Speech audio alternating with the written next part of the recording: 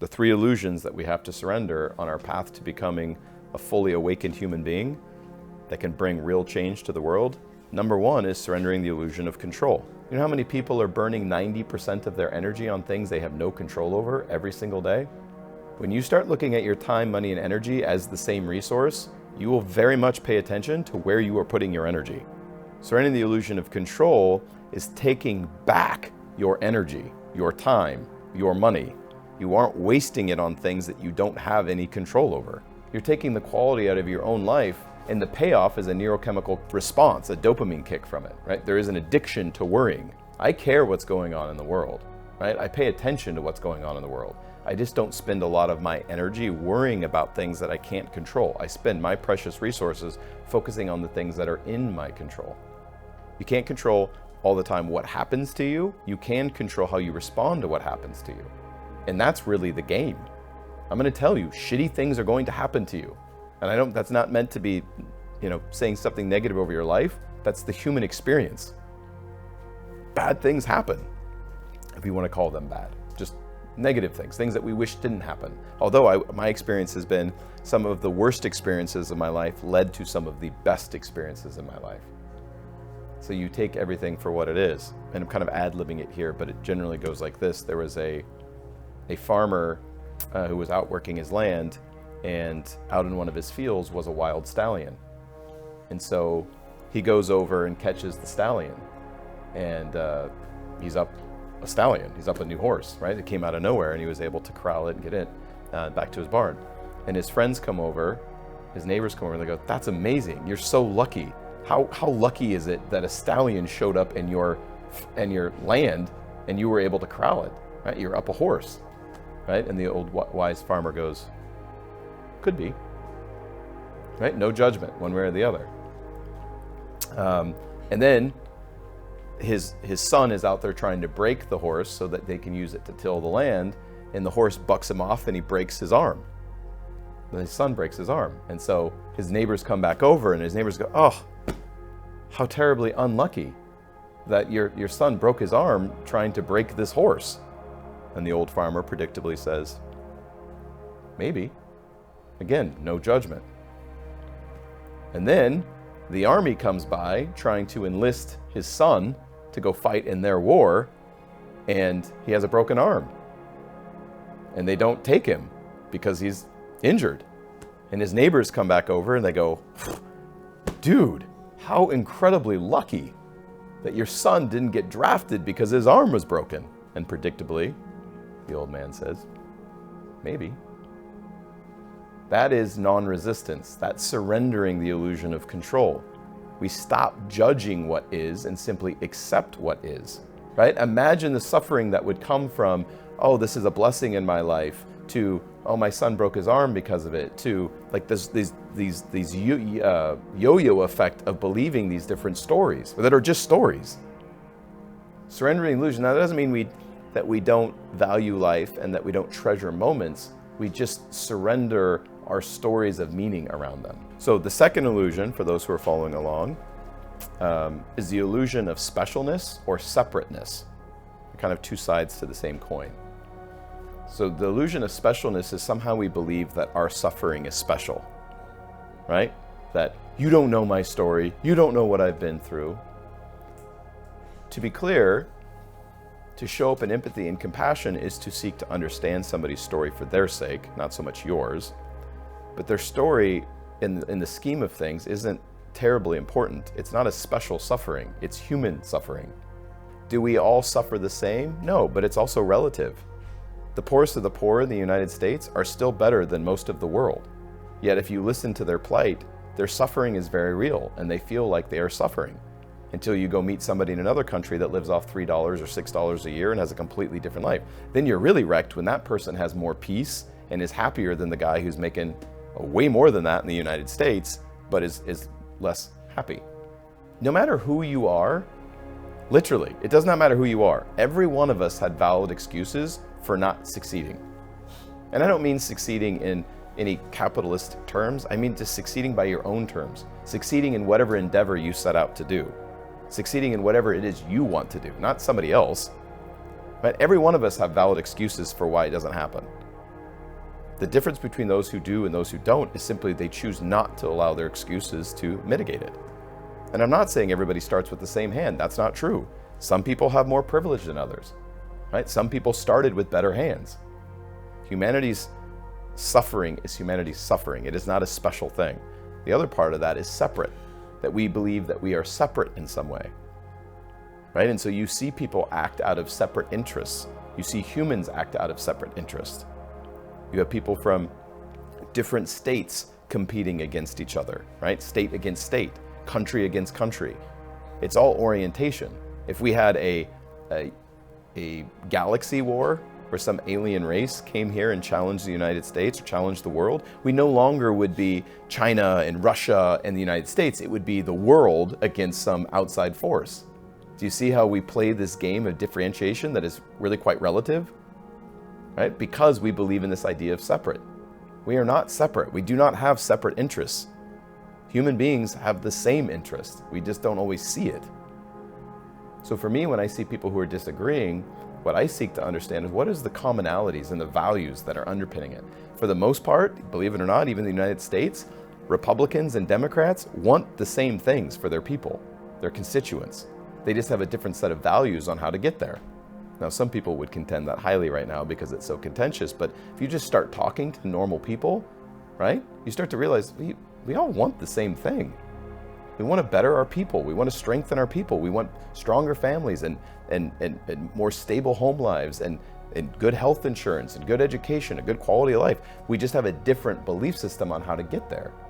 Once you can see that, then well, now let's work together, not in competing interests, but together in unifying interests.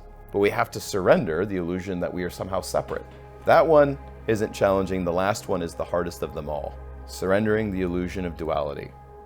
The illusion of duality is this idea that things are either right or they're wrong. They're good or they're bad. They're black or they're white. They're positive or they're negative. Now, to be fair, this has served the brain and the egoic construct for some time. It is useful to put things in categories. I think it's hilarious how much in our society we don't want to generalize people and we don't want to generalize situations, and yet our brain does that with everything all of the fucking time. We generalize something that looks like a doorknob as a doorknob, and it's quite useful to make that generalization. The farmer, going back to our first story, the farmer doesn't see it or right or wrong. You see the world the way you are. So, could be, right? You're suspending judgment. Duality brings with it constant judgment. That's the problem with it. You are either looking at something as it's right or it's wrong, and you get stuck. This is why a lot of religion gets stuck, except for ones who teach against duality, because they ultimately, if you live in a dualistic world, it only take a matter of time before you become the victim and the perpetrator, before you become the hypocrite.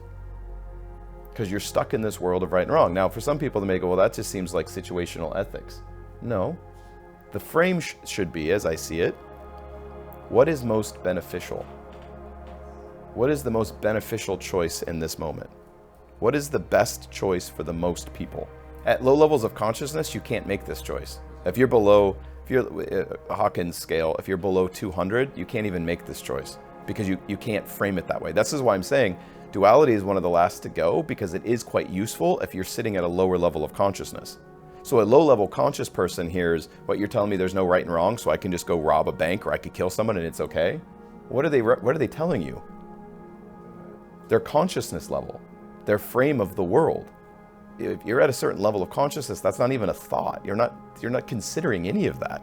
You're simply wanting to do what is most beneficial for the most people. So that's what, for those who follow the New Testament or know the Bible, Paul said that in Corinthians.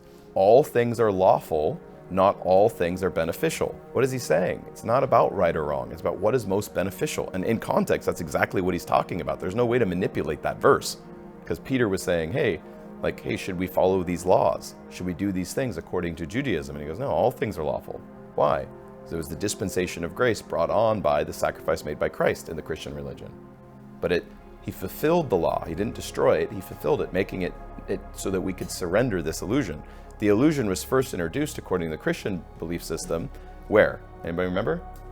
Adam and Eve. right? Whether that's allegory or story or an actual event, it really doesn't matter. The principle is the same, which is what happened. Do not eat of what fruit? Good and evil. What is that? Duality is introduced in that moment. Before that, there was no knowledge of good and evil, which is why I said don't eat of it. Don't participate in this. Then what happened? It's a really important verse. Whether allegory or whether you're Christian or not, the power of this verse is really, really important. At that moment, God did not separate himself from people. They separated themselves from him. How do we know that? He jumped into the garden. God went to hang out with Adam and Eve, his homies. He goes, hey, where are you? Who was hiding from who? They were hiding from him. So a lot of people believe that God has somehow separated himself from them. No. Our version of the world, our dualistic thinking separates ourselves from God. That's why so many people struggle with religion, because they feel like they have to earn their way back to God instead of remembering, no. All you have to do is remember who you are.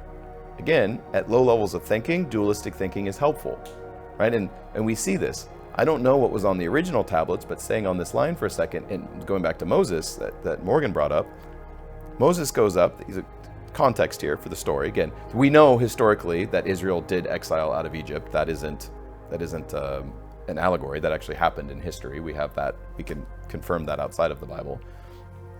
But Israel gets out of Egypt. They were slaves in Egypt. Okay, they get out miraculously. The Red Sea splits. They get across the Red Sea. We've found archaeological evidence of chariot tracks at the bottom of the Red Sea, which is unbelievable, right? Okay, so they get across the Red Sea, manna, which we don't know exactly what that is, but they are provided for by God. They are led through the wilderness, and they are promised the promised land. Okay, so these are some pretty miraculous events that are happening, and I would think, humanity is humanity, but you would think that maybe there would be a little bit faith in whoever they're following, that all of these things came the way they did, okay? So Moses goes up the mountain. I believe it was Mount Ararat, but I might be wrong. Goes up the mountain to hang out with God. And it says he's bright shining. He's like, beaming from hanging out with God. And he wrote a bunch of information down on some tablets. Now, most people will go, oh yeah, the 10 Commandments. No. We actually don't know what was on those tablets. Because while he was out hanging out with God, the people of Israel were getting anxious and concerned because their leader wasn't there and they're left out in the wilderness by themselves. And so they do what humans do, and they built themselves something to worship. Right? And so they built a golden calf, and they started worshiping this frickin' golden calf. So Moses walks down the mountain, and he's like, yo, what are these fuckers doing? Like, I wasn't gone that long. Why are they all obsessed with this golden, after everything that happened? And he takes those tablets, and he literally throws them on the ground and breaks them.